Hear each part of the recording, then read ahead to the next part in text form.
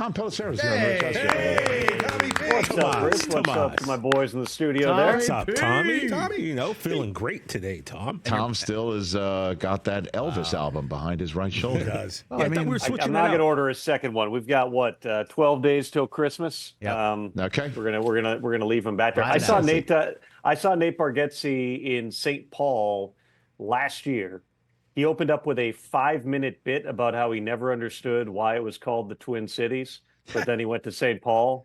And it was the funniest thing because, he just thought it up. Like he got there and he was like, now I get it. And that was the whole bit. And the place was rolling. I mean, he's one of the funniest people alive. So that's awesome. He's coming in. Yeah, I saw him at the Hollywood Bowl when he was with Jim Gaffigan and Sebastian Maniscalco and Jerry Seinfeld. And it was a brilliant night. And, yeah, he's coming in hour number 3.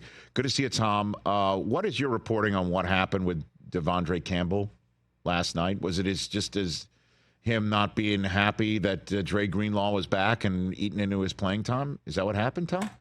It sounds like, it follows a lot of the same patterns as what happened with Deontay Johnson a couple of weeks ago, which is, hey, I haven't played. It's cold. It's crappy out. It's rainy. My muscles aren't loose. And you're telling me now I'm going in the game? No. You're not allowed to do that. And I don't know that, you didn't have the same type of comments after the game about Deontay Johnson that you've had about De'Vondre Campbell. I mean, George Kittle going off and basically saying it was immature. You had Charvarius Ward using words I can't use on here, but, really calling him out. And Kyle Shanahan flat out saying, I don't think we need to talk about him anymore.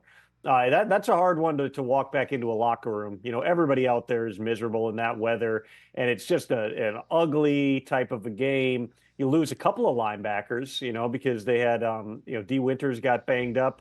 I think they had Flanagan Fowles got banged up too. So they had nobody left. And then for De'Vondre Campbell to, basically tell the coaches, no, I'm not going in. I'm not going to say it's surprising, Rich, because De'Vondre Campbell is a very talented player, but also one who at multiple stops now has worn out his welcome for one reason or another. A suspension may be the most likely thing here. But even then, it's hard to imagine that guy's coming back to the 49ers. Well, with the Niners losing last night and essentially being eliminated from the tournament in which they had designs of defending their conference championship, Tom, the next decision for them, we all know, is going to be what to do with Brock Purdy.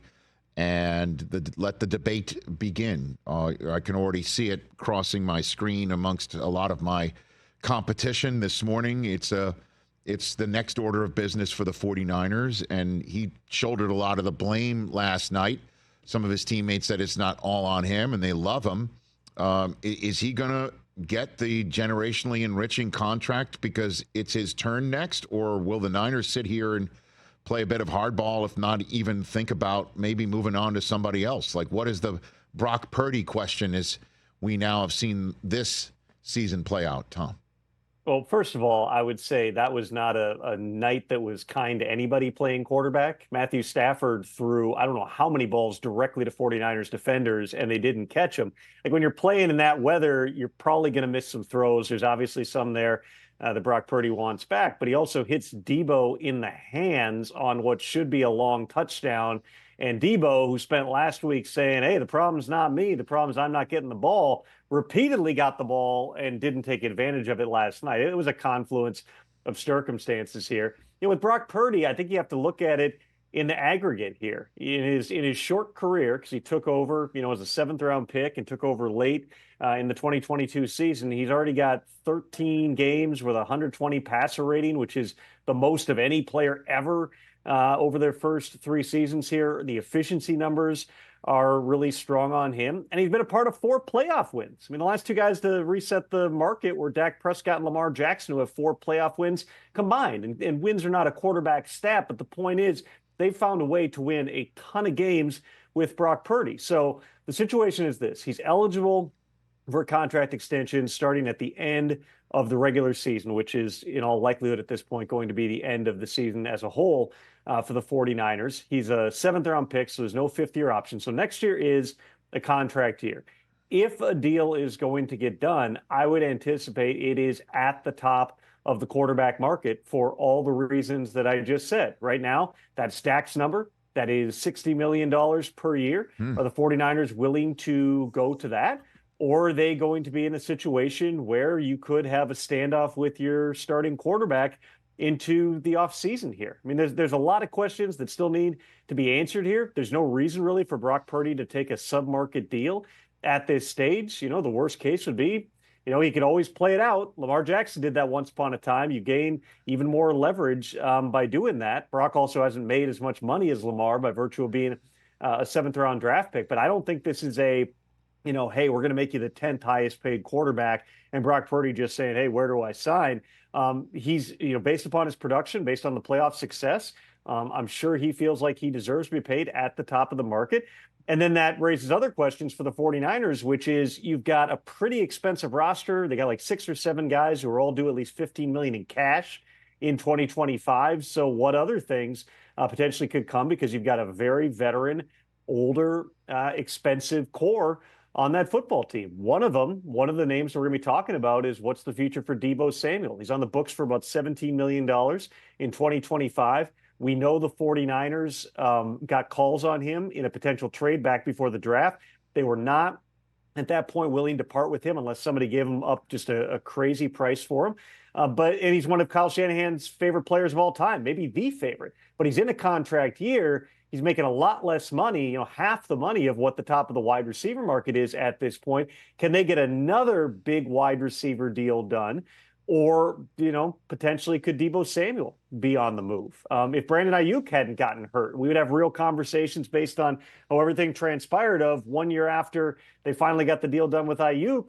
Do they even, answer calls if somebody called for trading for him? That's not going to happen now because of the knee injury that he suffered. But there's a lot of moving parts for the 49ers. They're always going to be well coached with Kyle Shanahan. But this is just the nature of when you invest over and over in your best players and they're getting older and they become more and more expensive. At some point, there's little pivots that have to take place. And certainly, the number of games missed by Ayuk, by Christian McCaffrey this season, by Nick Bosa. I mean, your best and most expensive players have to play their best to win a lot of games in the NFL. The 49ers haven't won a lot of games, and they're a prime example of it. Tom Pelissero here on the Rich Eisen Show. It was 1 week ago in this very segment. I'm like, so Bill Belichick in North Carolina, what's he going to do? Really take that job and get ready for Wake Forest? And sure enough, here we are. The answer is yes. He's now officially the UNC 8 seed, Tom. What's the general sense of people that you text with, talk with about this wild fact, Tom? Well, Rich, first of all, I've had a full week to rethink the phrasing that I used on the show.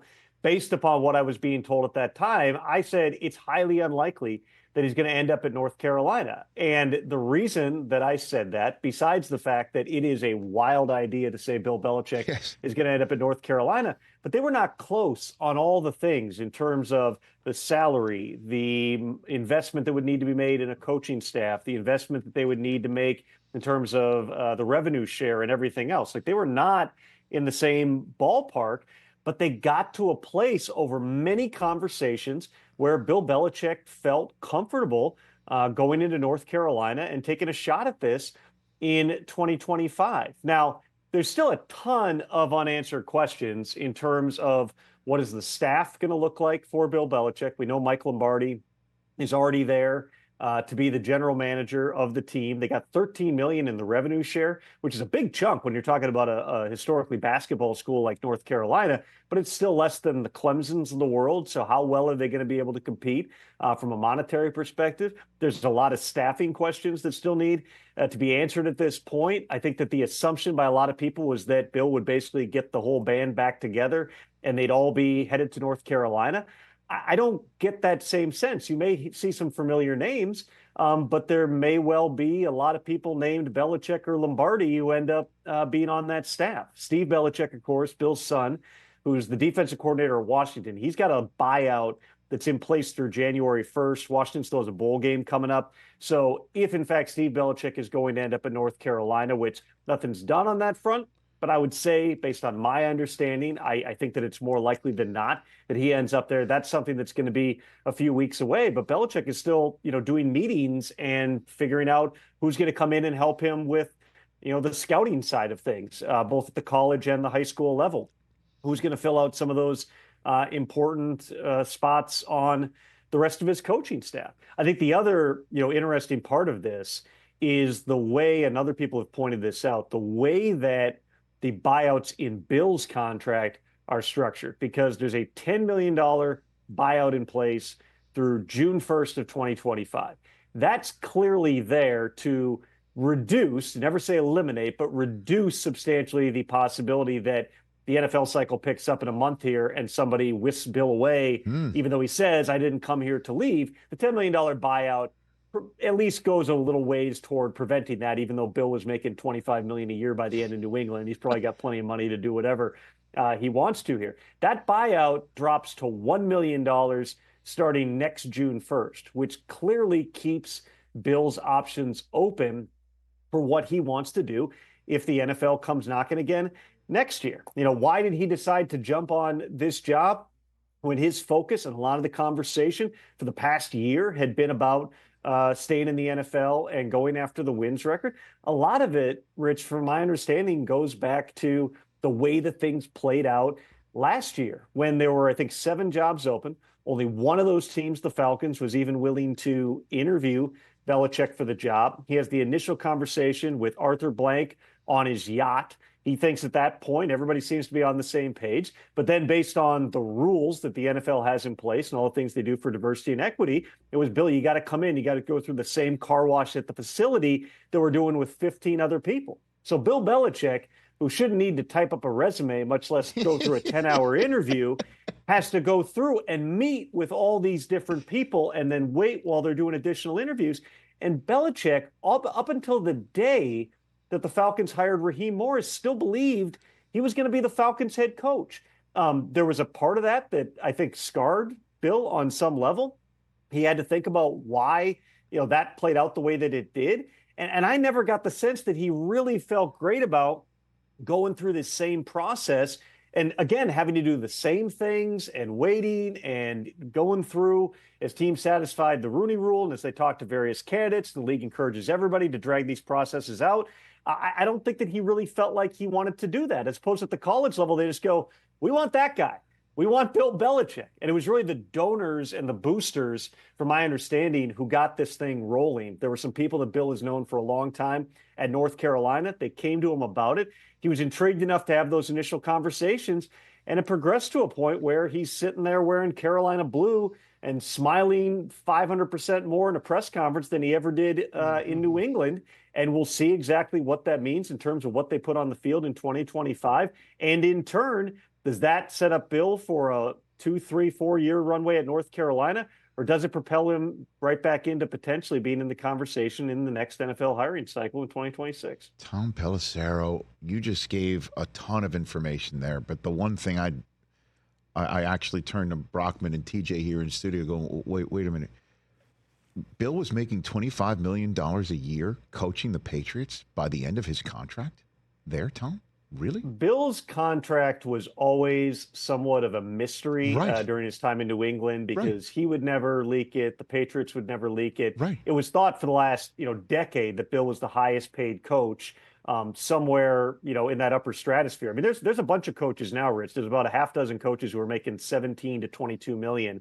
Bill, from my understanding, what I heard, and Bill has not confirmed this directly to me, so I'll add that grain of salt. But my understanding was the last deal he did was 2 years and $50 million with the Patriots. When they redid his contract, it was essentially a 1-year deal and then sort of a parachute for him. They obviously parted ways last year. He's making now $10 million at North Carolina. He's got all kinds of incentives, for things like the academics and the GPA, Rich, which, again, when I'm reading the whole contract was just hilarious. It's like, so Bill's sitting there going, boy, guys, if we can get a 2.8 GPA, I get an extra $200,000. It's just, it's a strange thought. He's a great football coach. But for, all the comparisons to Deion Sanders, and I've heard plenty of those. Remember this? Yeah, Deion became instantly, Colorado became this national story. It's going to be the same thing at North Carolina. Deion went 4-8 his first year with two of the best players in the country on his team. Bill doesn't have those guys coming in. Let's see who he's able to add. You can be the greatest coach at the college level, even in the ACC. It's still about what's the talent level that you put on the field, and we'll see how him and Mike Lombardi decide to deploy those resources. All right, last one for you. Tell me, on the scale of 1 to 10, or 1 is smoke, 10 is fire, what's going on in the locker room in Philadelphia as they have a 9-game win streak taking on the Steelers? 1 is smoke, 10 is fire. What do you got? That's the thing, is I just can't get over this, Rich, because obviously, last season ended the way it did, right? From the middle of 2021 through the middle of 2023, nobody won more games than the Eagles. Then they hit the slide down the stretch last season. They lose in the playoffs. We're sitting here talking about Nick Sirianni, 3 years, 3 playoffs, and should he be fired? Then they get off to a 2-2 start this year. It's bumpy on offense. They've got another new coordinator, and it's what's going to happen with Sirianni. Now they're on a 9-game winning streak. Everything seems to be headed the right direction, other than obviously they've stumbled a little bit in the passing game, and A.J. Brown made a comment about it, saying they got to improve in that area, but a big part of that's because they're running the crap out of the ball. I think they're still the number 1 rushing team in the league. So why wouldn't Brandon Graham, who's on injured reserve, go on local radio or a podcast or whatever it was and start talking about the quarterback and the receiver aren't friends anymore? Like, this is an only in Philadelphia type of storyline. It does mirror a lot of the stuff, whether they were rumors, facts, whatever, that was going around last year about Jalen Hurts, his connection to the locker room, his connection to specific teammates. I had not heard, quite honestly, that there was anything that was amiss on that front this season. I think that, you go to any big-time receiver in the league, if they're not getting the ball the way that they think that they should, they're going to be frustrated about it. Wide receiver is a uniquely dependent position. You can be winning every one of your routes. If the ball doesn't come your way, you're going to feel some type of way about it because you're doing your job. And maybe the quarterback's just going somewhere else. Maybe he's not seeing you. I don't know the progressions and all that type of stuff. I haven't gotten the sense that this is like a boiling point type of an issue. I know Brandon Graham, who's a great guy, by the way, always willing to talk, which in this case, slightly problematic. But great guy, he immediately tried to walk that thing back and say, hey, I really didn't know what I was talking about, and I definitely shouldn't have said that.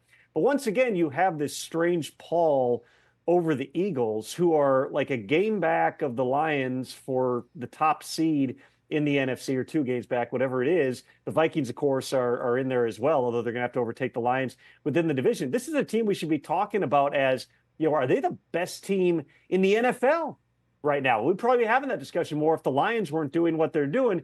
Instead, we're talking about, the injured reserve linebacker on a podcast. It's just, this is only in Philly. That's all I can say. I know, and I appreciate the nuanced informational answer, but this is Sports Talk Radio, so you have to answer the question. 1 is smoke, 10 is fire. What's the number?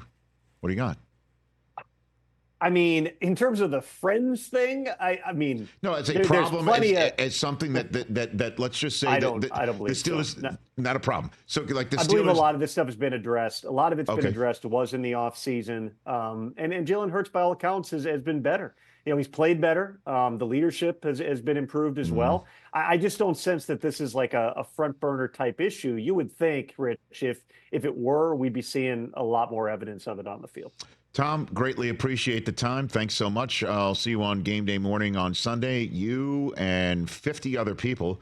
I don't know if did you see the from the NFL media? That's not even the wildest one. We had one earlier. It was like 50 faces all the way across. That might have been back in training camp, but yes, insiders Ian Rappaport and Tom Pelissero. Well, there we are. It looks though that you've got shoulder on your 2 insiders, and Kurt and Ian have shoulder on me. That's the most important thing, is who has shoulder on whom. Yeah, but you're smack dab in the middle, baby. And you're so tall. Yeah, I'm like, I'm on each side of you, Rich. I think they know how I feel about the shoulders, so they made me middle tall. Just to placate you. You're standing next to Ian, so it's a low bar to clear. But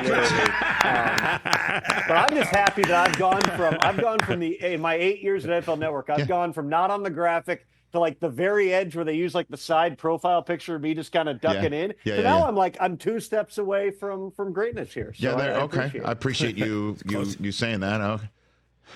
Yeah, and used to be on the very periphery. Now you're right there in the middle. He's all grown up. That's what happens when you're on NFL Plus in 2024. That's what happens. Look at Mooch right there.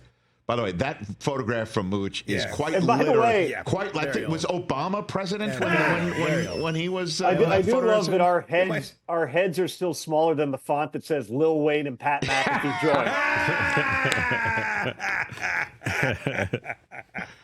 Well, I hope Lil Wayne comes in studio this time around so he can start drinking the waters and Coca-Colas that they put. Oh, they're still there? They're in crispers in the green room. Nice. Refrigerator saying Lil Wayne's. Yeah, that was like 3 weeks ago that they were in there, right? It's still, he's been on remote the last 2 weeks. Still good. They're still good. Tom, thank you, sir. Appreciate it. We'll see you soon. Rich. You guys. Tommy B. See you, Tommy. Be good, brother. See you, everybody. Catch the Rich Eisen Show every single day on the Roku Channel, 12 to 3 Eastern for free.